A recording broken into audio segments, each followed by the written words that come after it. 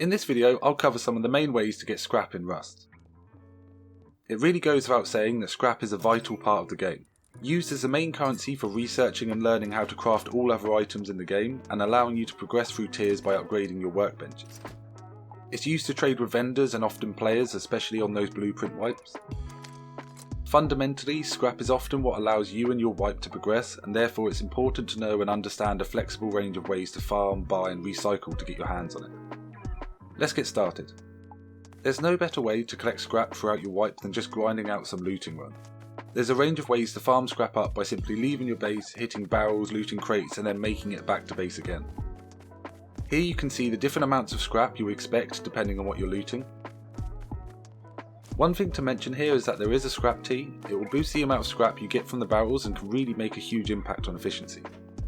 If you want to know more about the teas, I have a video in this same series on how to get hold of some. Now on to where we can find these lootable boxes and barrels. Firstly, there's looting the road. Farming the crates, barrels, toolboxes and even the car parts will all fill up your inventory nicely. You'll get a bunch of scrap itself and all the components you'll recycle later. Consider making runs that loop back to your base going to and from a recycler, or at least only deviate slightly to take you to one nearby. Looting the road is easy to do and actually the most fun when you do get into encounters with others. Next up is to loot monuments.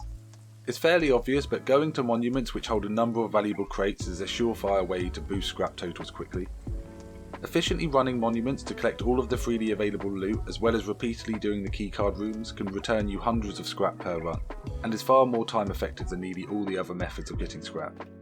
With this high reward though comes high risk. Other players will likely go to these monuments for the same reasons as you, so be prepared to get in and out quickly or be prepared to fight. If you want to learn some fast and efficient routes to take when looting some of these monuments, I have a playlist series on exactly this. Another risky but highly rewarding way to farm scrap is the new metro or tunnel system.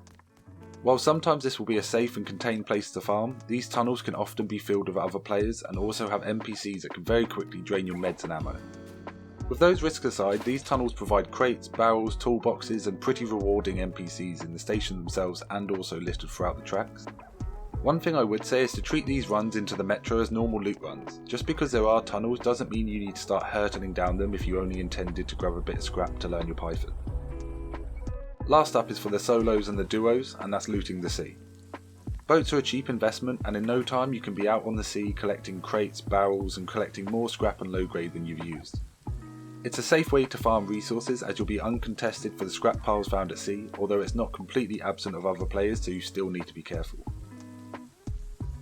With the new fishing villages too, full diving kits can be purchased before setting out, meaning if done safely, decent sea runs can be yielding high amounts of scrap as well as more valuable loot from the sunken ships. Duos can benefit even further by having someone at the top collecting the crates as they come up and also keeping an eye out for anyone approaching. Next is for those looking to automate their scrap collection. Although some farming methods have gone through nerfs, if done to support your own wipe requirements or to fund buying items, farming scrap can be a fun, easy and relatively hands-off way to get scrap rich. There are hemp and corn farms using a little electric works and plumbing and some cloning. You can grow and harvest your own hemp and corn at whatever scale you wish to build and protect. While the corn is pretty unviable for how long it takes to grow, the cost and the bad return of 10 scrap for 15 corn, the cloth you gather can be sold directly to the bandit camp the whole time the vendor has scrap available at 10 scrap for every 80 cloth. So although a moderate farm won't be buying you boxes of LRs, if run properly and harvested at full yields, a decent profit is still there for the taking. The two other items that the same vendor is interested in taking off your hand is trout and fertilizer. Fortunately, fish farms are able to provide both of these.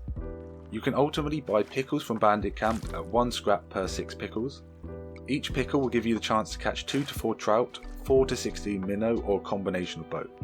The trout can be sold directly to bandit for 5 scrap each, then 10 minnow can be turned into 1 fertilizer in a composter which can then in turn be sold to bandit camp for 1.5 scrap.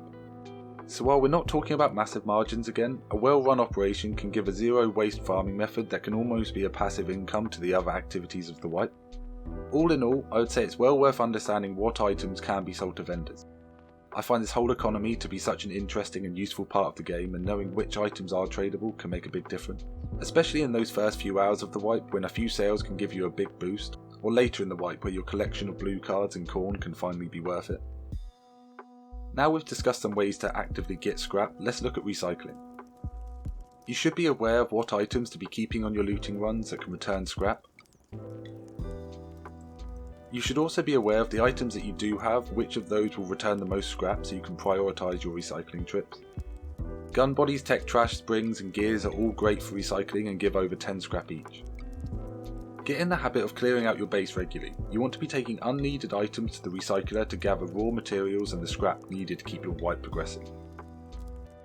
There is another form of recycling now, and that's recycling cars.